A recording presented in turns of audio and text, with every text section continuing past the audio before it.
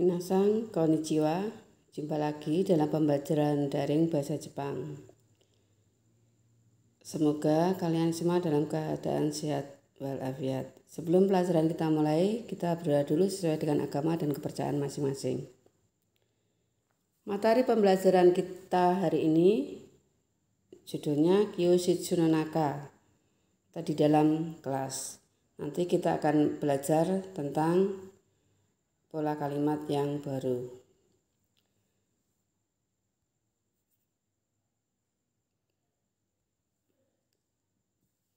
Kosakata untuk hari ini mulai dari kokubang kesi, kokubang, choku, sukue, hoki, naka, terakhir yoko. Yoko hanya digunakan untuk menunjukkan benda yang letaknya berdampingan dan sejajar. Untuk pola kalimat pertama, pola kalimat yang digunakan untuk menyatakan benda yang ada atau tidak ada di suatu tempat.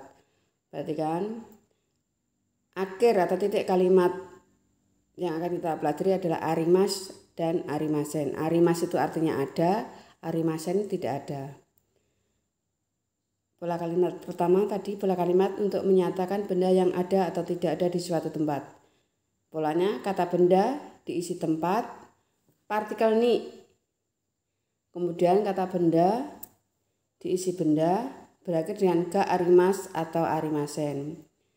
Kalau diterjemahkan ke dalam bahasa Indonesia, di tempat ini ada atau tidak ada benda ini. Contoh, Kyoshitsu ni toke ga arimasu. Artinya di kelas ada jam dinding. Kalau misalnya di kelas tidak ada jam dinding, kalimatnya jadi Kyoshitsu ni toke ga arimasen. Pola kalimat selanjutnya adalah pola kalimat yang digunakan untuk menyatakan benda lain yang juga ada di tempat tersebut. Polanya kata benda diisi benda, partikel mo berakhir dengan arimas. Kalau diterjemahkan ke dalam bahasa Indonesia, kira-kira benda ini juga ada. Contohnya Chisumo arimas, peta juga ada. Pola kalimat yang digunakan untuk menyatakan benda yang ada pada letak atau posisi tersebut. Kata benda diisi benda atau tempat, partikel no, kata benda posisi, kemudian partikel ni, kata benda diisi benda berakhir dengan ga arimas. Kalau diterjemahkan ke dalam bahasa Indonesia, di tempat ini ada benda ini. Contoh, sukue no ue ni honga arimas. Artinya di atas meja ada buku. Ya. Pola kalimat selanjutnya. Pola kalimat yang digunakan untuk menyatakan seluruh benda yang ada. Ya. Polanya kata benda diisi tempat, partikel no, kata benda diisi posisi, kemudian partikel ni, kemudian kata benda diisi benda, ya, benda pertama, kemudian partikel to, benda kedua, partikel to, benda ketiga, partikel ga arimas. Maksudnya gini, nanti di suatu tempat atau misalnya di atas meja itu ada beberapa benda. Ya. Kalian menyebutkan semua benda yang ada, misalnya bendanya ada 5, ya disebutkan semua, harus semuanya disebutkan. Kemudian setelah benda pertama disebutkan diberi partikel to. To itu bisa diartikan dengan kata dan. Contohnya ini, sukue no ue ni hong to enbitsu to kabang ga arimas. Di atas meja ada buku, pensil, dan tas. Berarti bendanya ada 3. Jadi 3-3-nya disebutkan semua. Karena penghubungnya pakai to.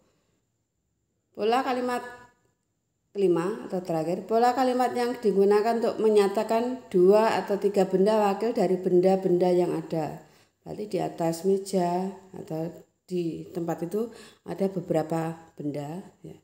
Kalian menyebutkan beberapa saja, yang lainnya dan lain-lain. Ya, tidak usah disebutkan semua.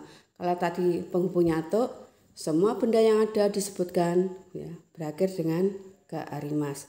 Tapi kalau yang pola ini, kalian hanya menyebutkan beberapa benda saja, yang lainnya dan lain-lain. Contohnya, polanya ya, polanya kata benda, ya, bendanya disebutkan, kemudian partikel ya, benda terakhir disebutkan nado ga arimas. Yang depan sama ya. Pola kalimatnya kata benda, diisi benda atau tempat, partikel no, kata benda posisi, partikel ni ya. Kemudian benda pertama disebutkan partikel ya, benda kedua nado ga arimas. Contohnya kyo shitsuni toke ya karenda nado ga arimas. Di kelas ada jam dinding, kalender dan lain-lain ya. Kalian bisa menggunakan yang lengkap. Polanya seperti yang di atas, yang pola keempat tadi, tapi penghubungnya tidak to tapi ya. Contohnya sukue no ueni, hong ya, empitsu ya, kabang nado ga arimas. Berarti bendanya lebih dari 3 itu. Demikian pembelajaran daring hari ini. Kalian perhatikan, kalian cermati. Kalau belum paham bisa WA ke sensei. Untuk hari ini sensei tidak memberikan tugas. Kalian pahami saja dulu ini, nanti setelah paham baru sensei akan memberikan tugas untuk pertemuan berikutnya. Cukup sekian. Assalamualaikum warahmatullahi wabarakatuh. Mata Raishu, Gambate Kudasai.